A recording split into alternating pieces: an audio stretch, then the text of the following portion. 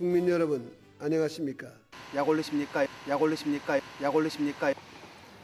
예, 아침부터 대통령 연설에 코멘트를 해야 하는 상황이 슬픕니다. 연설 내용을 보니까 크게 내용이 없습니다. 다 예상했던 거고요. 첫 번째, 중소기업이 어렵다. 두 번째, 따라서 대기업이 좀 협력을 해야 된다. 그리고 세 번째는 자기 잘난 척이죠. 서울시장 재직 시절 때 그 자기 뭐랄까요, 그 무용담이라고 할까요? 그 다음에 네 번째가 이제 통화스와프 협정 체결에 대한 자랑. 그리고 다섯 번째는 앞으로 이제 어떻게 할 것인지 거기에 협조를 구하는 그런 내용으로 되어 있는 것 같습니다.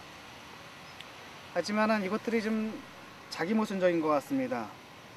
예를 들어 가지고 뭐 중소기업이 어렵다는 것, 그다음 중소기업이 어려운 것의 상당한 부분이 그 대기업 위주의 정책을 펴기 때문에 어렵다는 거 누구나 다 알고 있는데요.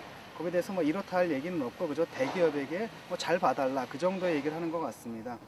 그리고 서울시장 재직 시절에 자기가 뭐 자영업자나 소상공인들에게 뭐 돈을 꿔주는 그걸 통해 가지고 뭐 감사의 편지를 받았다 이런 자기 잘난 척인데요. 뭐 그래봤자 우리가 알고 있는 것은 당시에 서울시의 경제 성장률이 전국에서 꼴찌였다는 걸 알고 있고요.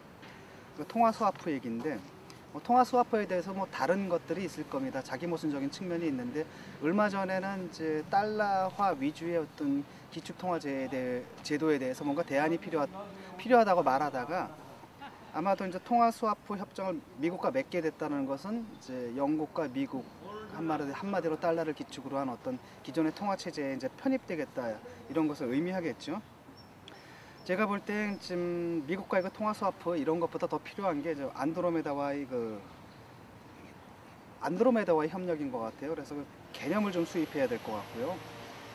여기 마지막으로 앞으로 어떻게 할 것인지를 얘기하고 있습니다. 재정 지출을 늘리면서 세금을 깎아주는 조치를 취하겠다는 얘기인데, 글쎄요, 재정 지출을 늘리면서 세금까지 깎아주면은 그 재정은 어떻게 되는 건지 상식적으로 좀 이해할 수가 없고요. 또 세계 각국이 지금 그런 경쟁을 펼치고 있다라고 하는데 지금 미국에서는 그 반대로 가고 있습니다. 오바마의 정책을 보면은 대기업 가진 사람들에게 이제 많은 세금을 물리겠다. 그리고 중소기업이나 중산층들을 위한 정책을 펴겠다라고 했는데 지금 대통령이 무슨 얘기를 하는지 모르겠습니다. 지금 미국을 보면은 정확하게 이명박 대통령이 하고 있는 것과 거꾸로 나아가고 있습니다. 그리고 이 대통령이 지금 하는 것이 그 미국을 경제 위기로 몰아넣었던 그 정책을 뒤늦게 반복하는 것으로 보입니다. 그리고 마지막으로 한국이 10년 전 외환위기를 겪으면서 한 단계 더 도약한 것처럼 이런 구절이 나오는데 얼마 전까지만 해도 한나라당에서는 그 지난 정권, 그러니까 김대중 정권과 노무현 정권을 잃어버린 10년이라고 불렀던 것으로 기억합니다. 그런데 그 잃어버린 10년 동안 우리 경제가 한 단계 더 도약을 했다는 이런 평가가 지금 나오고 있는데 이게 좀 자기 모순적인 것 같아요.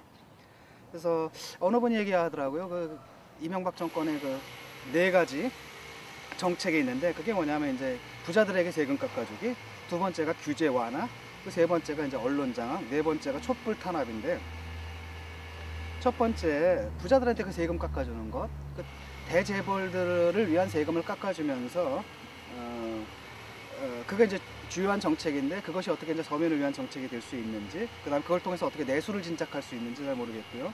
두 번째 규제 완화인데 아까 얘기했던 그 대재벌들의 횡포를 막기 위해서 도입된 것이 바로 이 규제 완화인데 이건 풀어주면서 대기업들의 말하자면 지배, 집중력을 강화하면서 오히려 반대로 중소기업들을 지원하겠다는 것들이 자기 모순을 이루는 것 같습니다. 그리고 마지막으로 지금 이 연설을 왜 하느냐, 아무 내용 없는 연설을 지금 공중파를 빌어가지고 7분 동안 떠들었는데 이른바 실물경제 위기로 번지는 상황 속에서 국민들의 협조를 구하겠다는 겁니다. 근데 국민들이 협조를 안 하면 어쩔 겁니까? 국민들은 다 자기 일 하고 있습니다. 그래서 굳이 이런 협조를 구할 필요가 있었는가? 국민들이 협조를 안 구해도 이미 이제 언론 장악해가지고 지금 이런 방송 자체가 공중파를 통해서 나온다는 것 자체가 그 언론 장악의 일단을 보여주는 겁니다. 국민들과의 소통을 원하는 게 아니라 일방적인 자기 표현만을 원한다는 것이고요. 마지막으로 그 촛불 탄압인데 그래놓고서 지금 국민들은 시위도 못하고 그다음 인터넷에서 제대로 발언도 못하게 묶어놓고 있습니다. 그래놓고서 이제 국민들과 대화를 하겠다, 그래서 이런 그 방송을 하는 것인데 이게 좀 수행 모순이 아닌가 이런 생각이 듭니다. 어젠가 보니까 그런 얘기가 나오더라고요. 어느 대구의 어느 여자고등학교에서 학생들을 선생님이 막 구타하는 장면이 나왔는데 재밌게도 그 이유가 뭐냐 이제 그 자율학습에 빠졌다라는 거예요. 그러니까 자율학습이라는 게 학생들이 스스로 자율적으로 공부를 하는 걸 자율학습이라고 할 텐데 자율학습에 자율적으로 빠졌다고 구타를 당한다라고 했을 때 이게 좀 우리나라에서만 가능한 아주 이상한 수행 모순이 아닐까 싶은데 대통령의 연설이 바로 그런 꼴이 아닌가 싶습니다. 국민들한테 협조를 구한다고 해놓고서 언론 장악해서 자기가 이거 아침부터 나와서 국민들의 그 재수 있을 권리마저 앗아버리고요. 그 다음에 국민들로 하여금 인터넷에서 입도 뻥끗 못하게 하는 그런 입법들을 국회에서는 계속 강행하는 그런 이제 모순을 보이는 것이 제가 볼 때 좀 수행 모순이 아닌가 싶습니다. 한마디로 코미디입니다. 더 자세한 내용에 대해서는 경제 문제에 대해서 빠삭하게 잘 알고 계시는 정태인 선생님께서 잘 분석해 주시리라 믿습니다. 감사합니다.